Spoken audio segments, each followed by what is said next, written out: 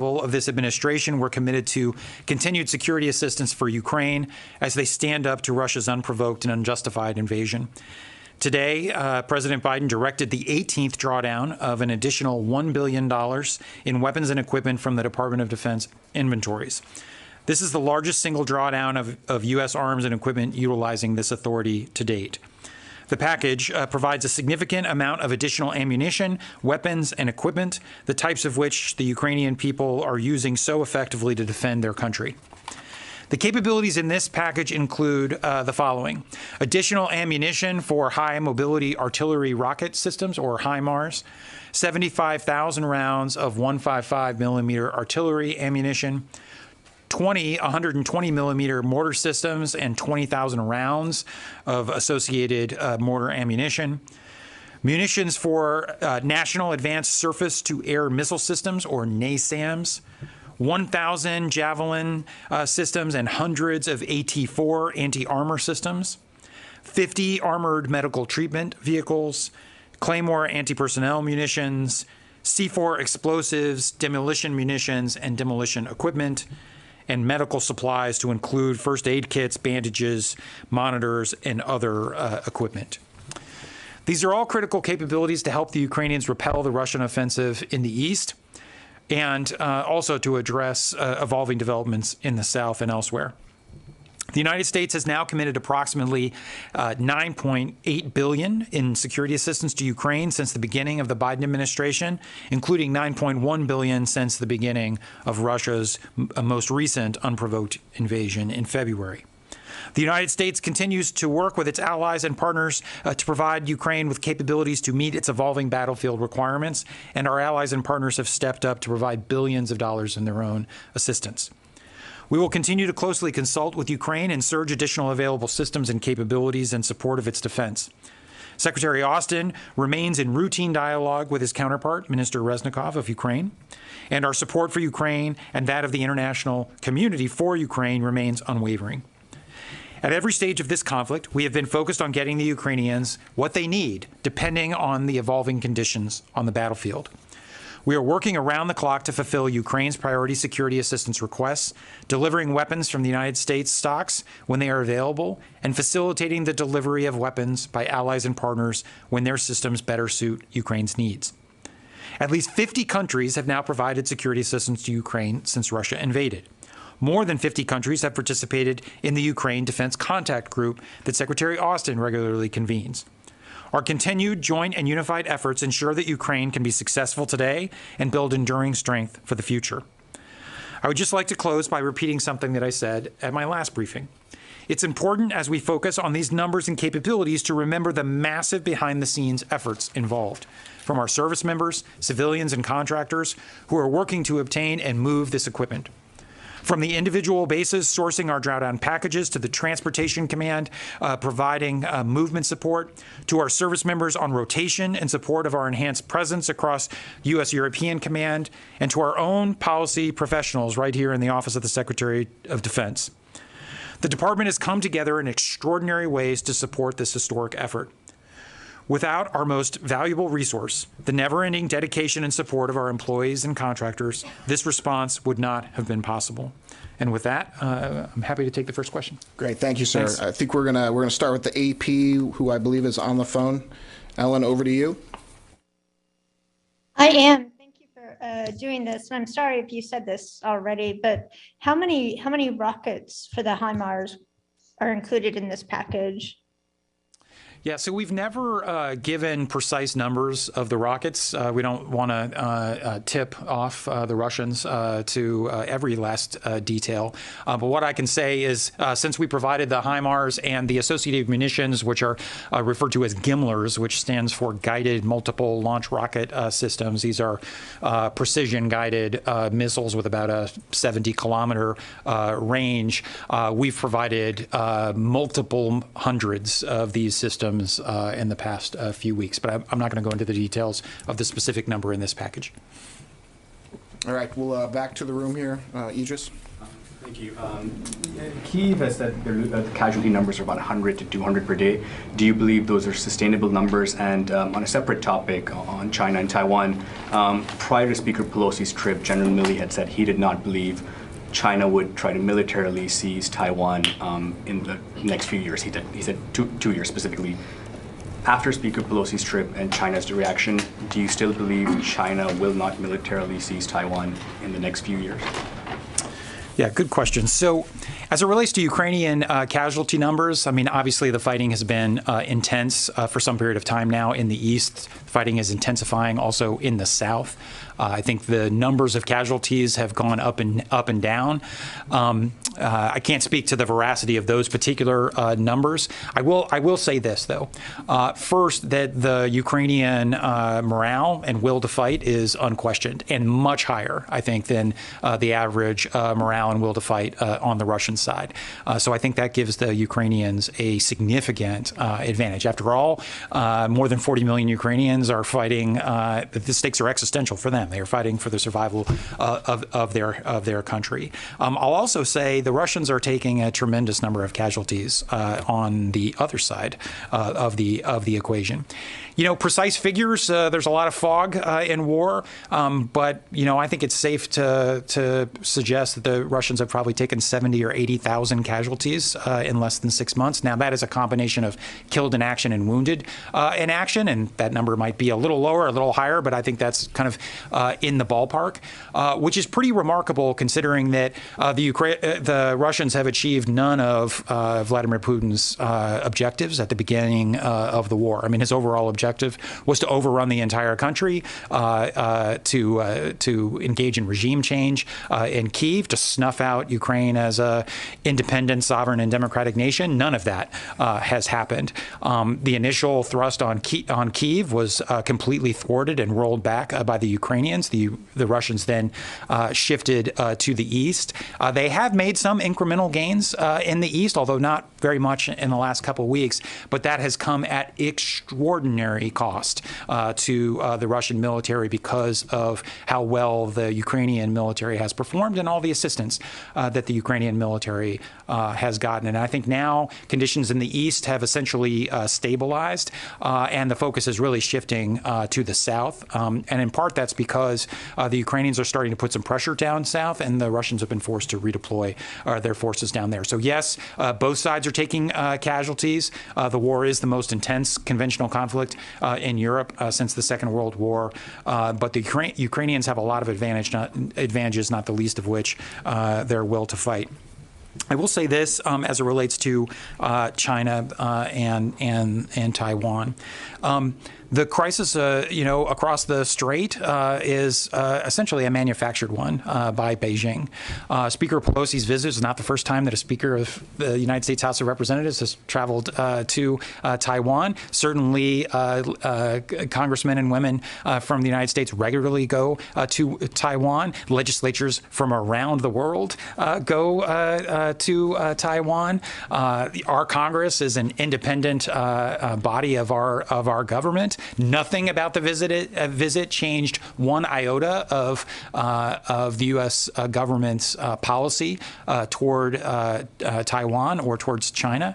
We continue to have a one China policy, and we continue to object to any unilateral change in the status quo, whether that be from the PRC or from Taiwan. So really, China's reaction was completely unnecessary.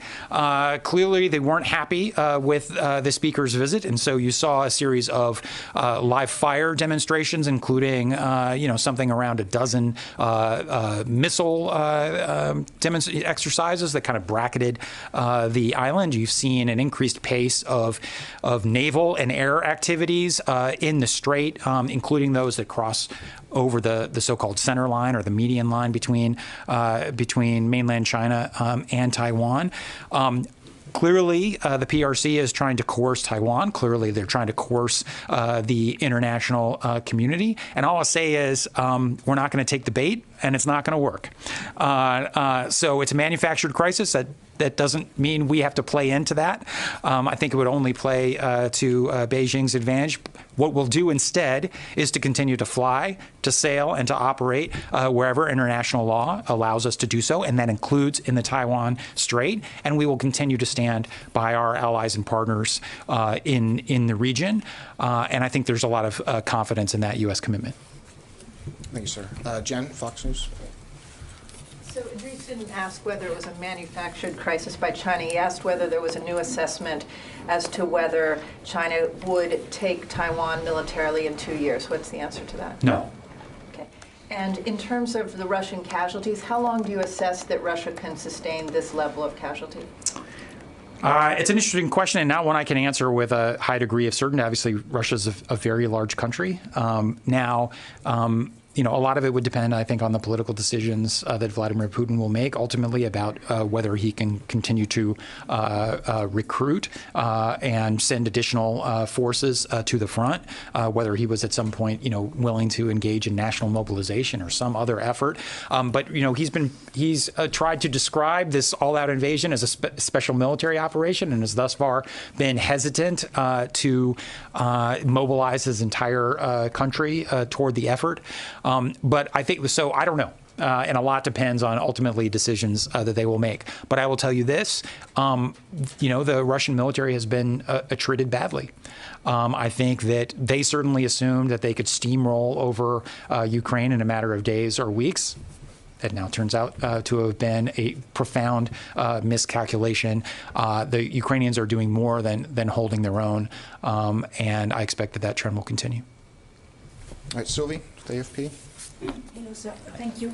I have a small question about the package. The C4 explosives, what is it for, and is it the first time you send that? And second, about China and Taiwan, does U.S. assess that some Chinese planes flew over Taiwan? Because it's something that the Japanese said, but does U.S. assess that, and is it the first time? So I don't know that we assess that any manned Chinese aircraft have flown over any areas claimed by Taiwan. I don't have any information to report on that. Of course, there were 5 missiles that China launched as part of their exercises and live fire demonstrations that landed in Japan's EEZ, their exclusive economic zone, which was, I think, just a sign of kind of how reckless the PRC reaction was. And I think it's a sign that actions like this are not what mature, responsible powers do, and I think are a challenge to a free and open Indo-Pacific, which is something that not only we care about, but Japan cares about, and our other allies and partners care about. So, but beyond that, I don't have specific information about whether there was a overflight of any small island or feature that Taiwan claims. The C4 explosives we have provided before, and a lot of this is used for demolition work by Ukrainian Special Operations Forces and others. Okay, Nancy with the Wall Street Journal. Hi, Nancy. I wanted to come back to a couple of things you've said. One thing the public has heard is how effective the HIMARS have been and strengthening Kiev's hand. And I wonder if you could give us some insight in terms of why that was not part of this current aid package. And then I'd like to go back to your very direct answer to Jan Griffin about what we learned about Chinese capabilities vis-a-vis the Taiwanese Strait. I understand that your conclusion is that they couldn't take the island in 2 years, but during the exercise, we saw them have economic impact on Taiwan in their ability to slow down ships entering into the Taiwanese Strait. And so I'm curious from your perspective, given that China said they'll be doing more of these exercises, at what point does it become a security threat to the Taiwanese economy and to the world market? Yeah, good question. So on the HIMARS effectiveness, they have proven. Now, of course, it's not the HIMARS is just a truck, right? It's a truck that has a canister on the back that launches guided rockets.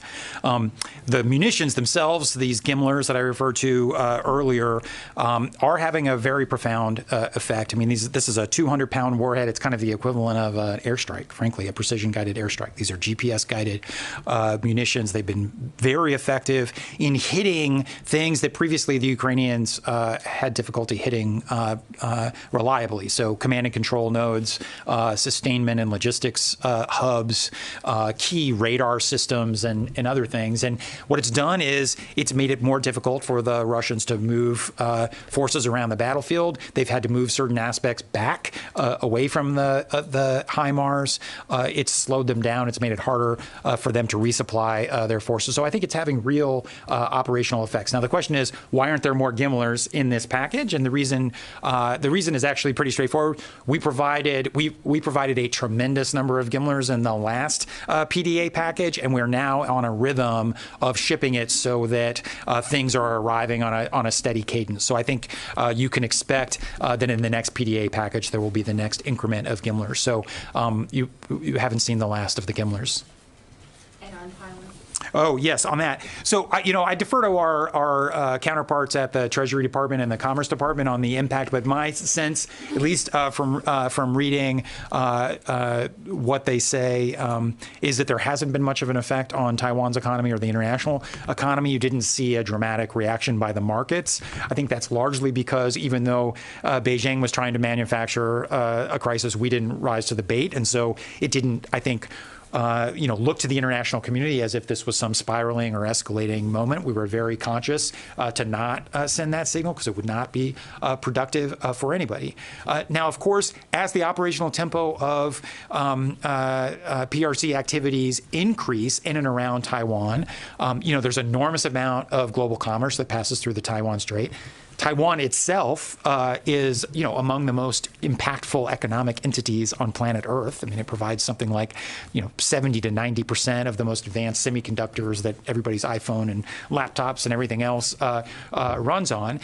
So obviously, there could be a point at which the PRC could engage in activities that would have economic consequences, not just for Taiwan, but for the world economy. And that's, I think, one of the key reasons why there is a global consensus that there needs to be stability across the Taiwan Strait, and that conflict across the Taiwan Strait is in nobody's interest, and it's certainly not in the U.S. interest. And so, we'll keep our eye on it. But right now, I don't think the consequences have been all that profound.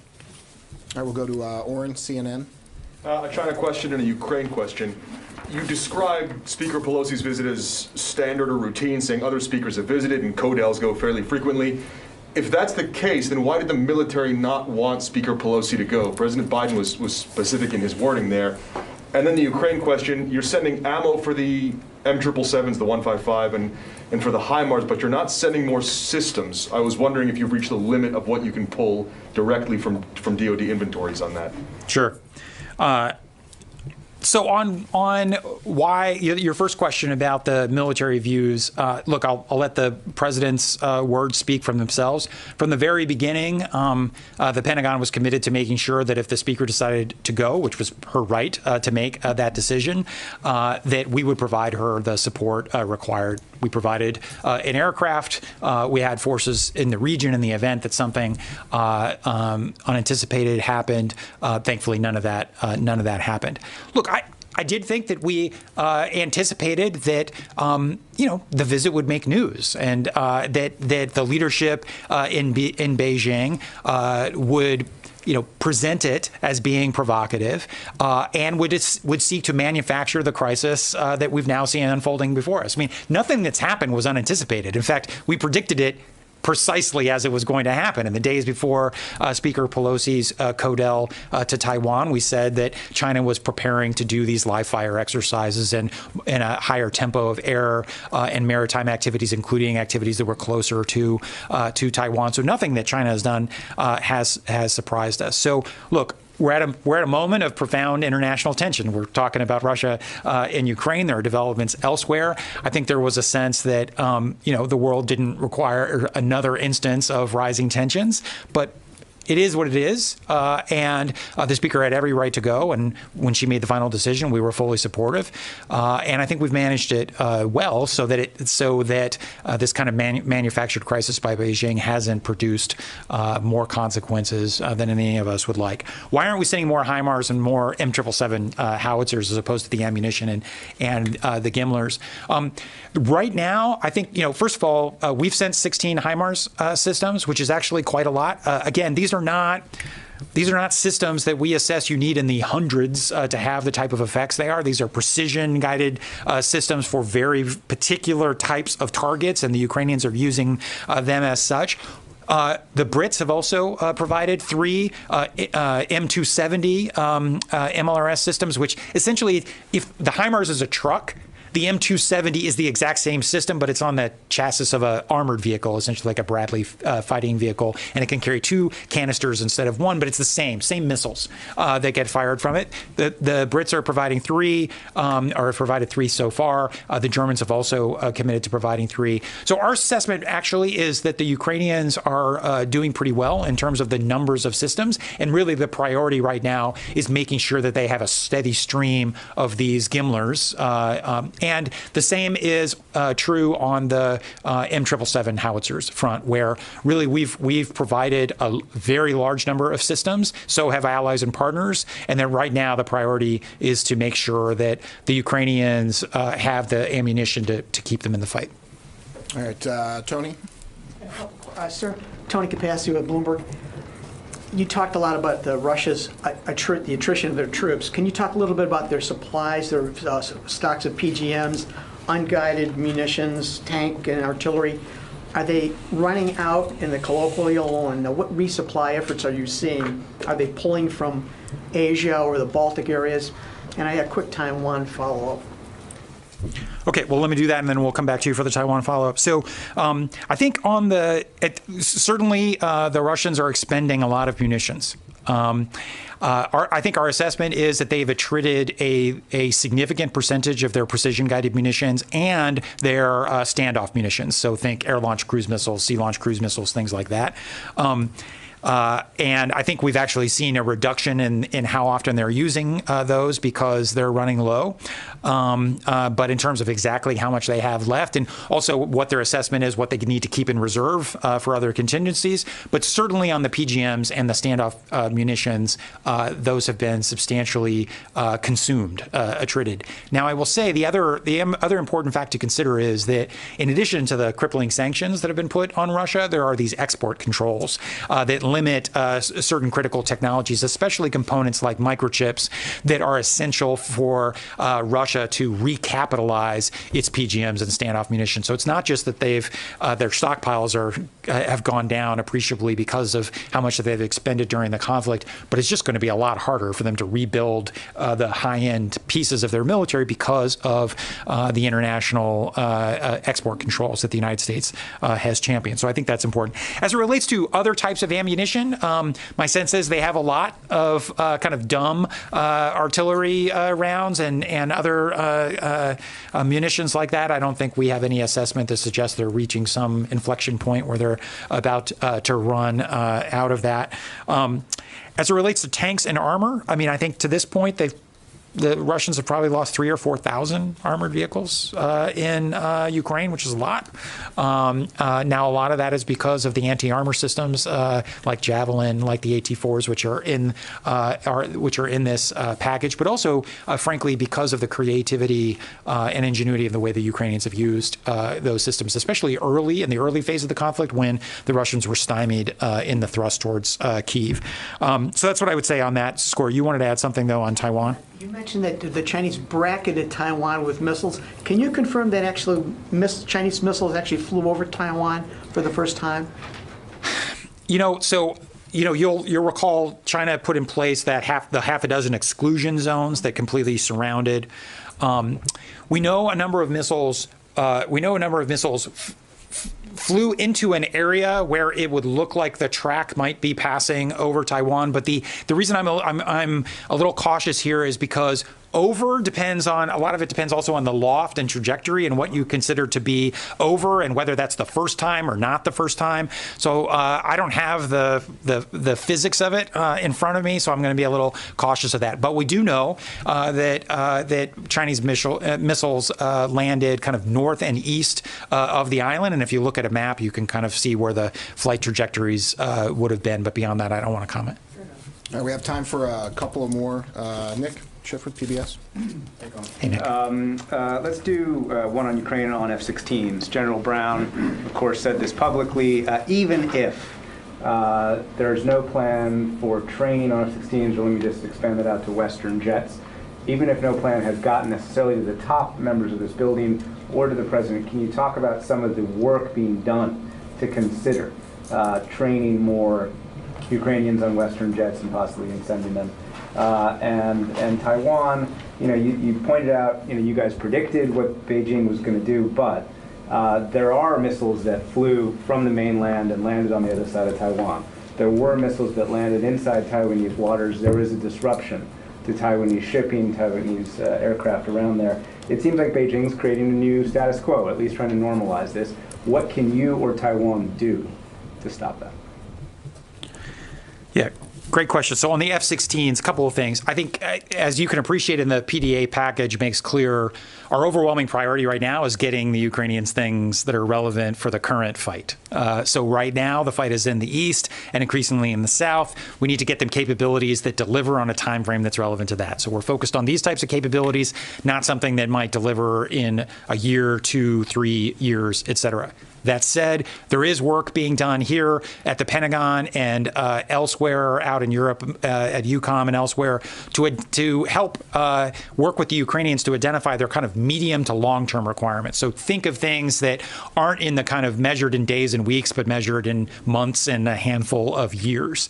And I think there are real questions about what would be most useful in terms of assisting the Ukrainian Air Force in improving its capabilities. It's not inconceivable that down the road, Western aircraft could be part of the mix on that. But the final analysis has not been done. I will say, though, in the near term, we've been doing lots of things to make Ukraine's existing Air Force stay in the air and be more capable. I would just point to two things. One, a lot was made about the MiG-29 issue several months ago. Not very much has been noticed about the sheer amounts of spare parts and other things that we've done to help them actually put more of their own MiG-29s in the air and keep those that are in the air flying for a longer period of time. And then also in recent PDA packages, we've included a number of anti-radiation missiles that can be fired off of Ukrainian aircraft that can have effects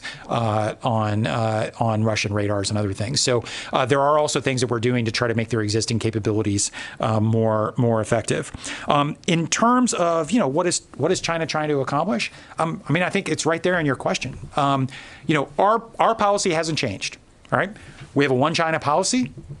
We also have a commitment under the Taiwan Relations Act to provide Taiwan with the capability to defend itself. And frankly, for the United States, they have capabilities to preclude a kind of, the use of violence to force a change in the status quo across the strait.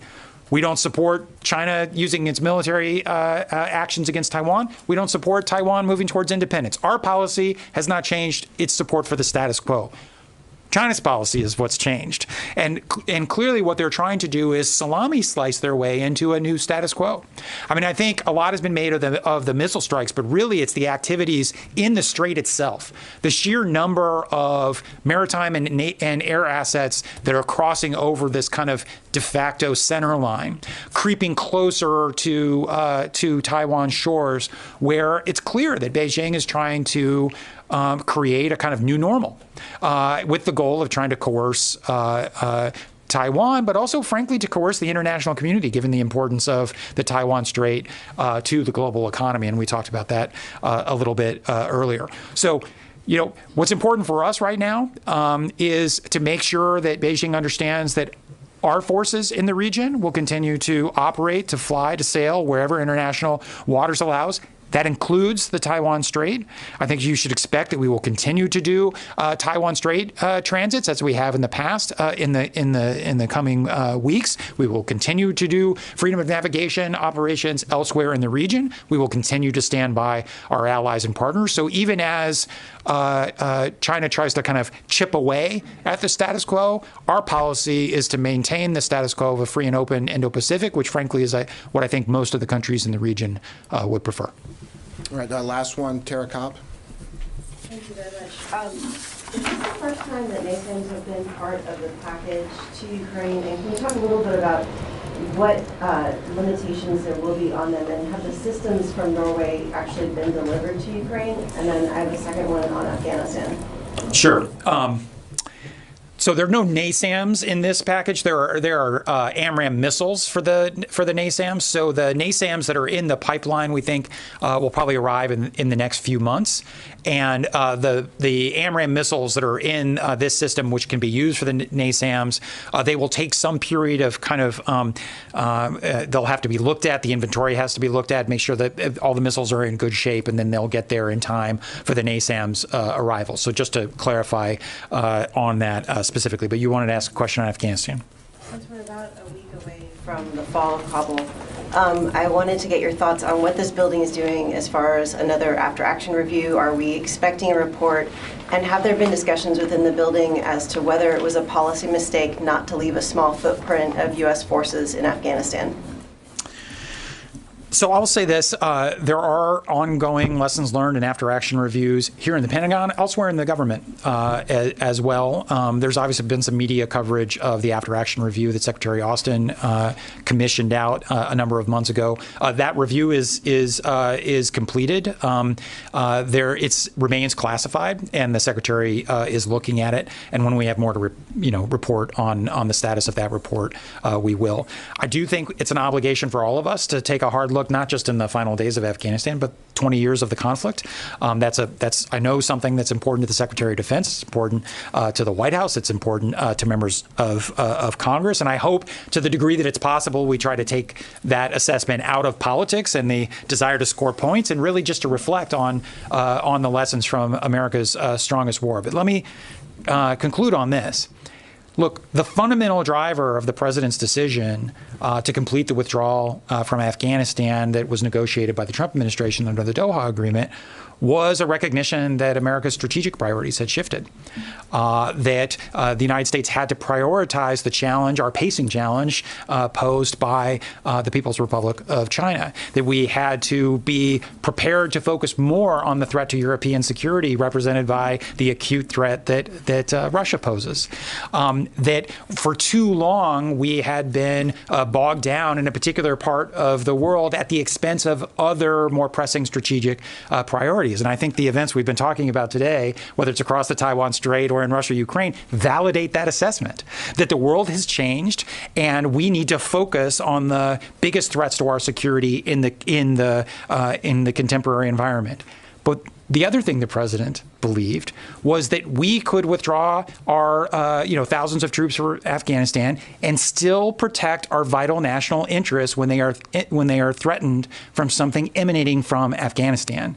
And frankly, a lot of our critics didn't believe that was possible. They didn't think that you could do things over the horizon, that we couldn't achieve counterterrorism objectives, at least the objective of protecting the American homeland, if we didn't have thousands of boots on the ground in Afghanistan. That's not what the president's view is. And I think in the last 10 days, in the strike that was carried out on Ayman al-Zawahiri, the leader of al-Qaeda and the most wanted terrorist on planet Earth, and one of the two co-planners for the 9/11 attacks, what we've demonstrated to al-Qaeda, but also to other terrorist organizations, is that we can still reach out and touch them and protect our vital national interests, even though we no longer have thousands of troops in Afghanistan.